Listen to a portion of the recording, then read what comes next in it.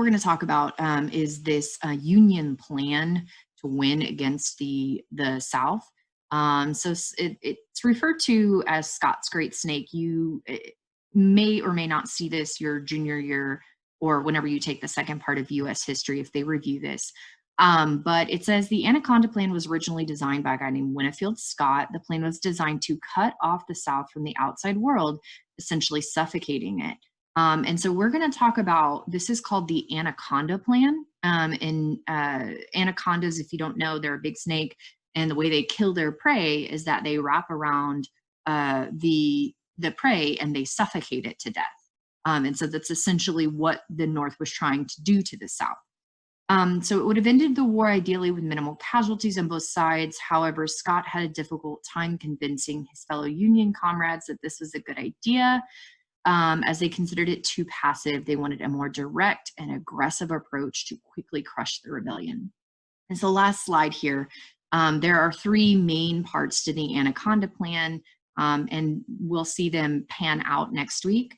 But essentially you can see a step 1, a step 2, and a step 3 on this map. So step 1 was to surround the South by sea to cut off its trade. Remember, the Union was the one who controlled the Union's Navy, so they could put the Navy out here. And that way the South could not export or import anything, essentially cutting them off from the outside world.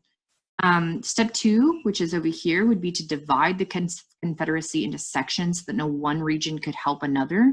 So you see step 2, you should notice that this is the Mississippi River. So essentially the Union is going to send boats down the Mississippi River, which the Union mostly has control of, and they're going to cut off this portion of the Confederacy from Texas, Louisiana, and Arkansas. Texas is a huge supply base for the Confederacy. So this section can't get to this section.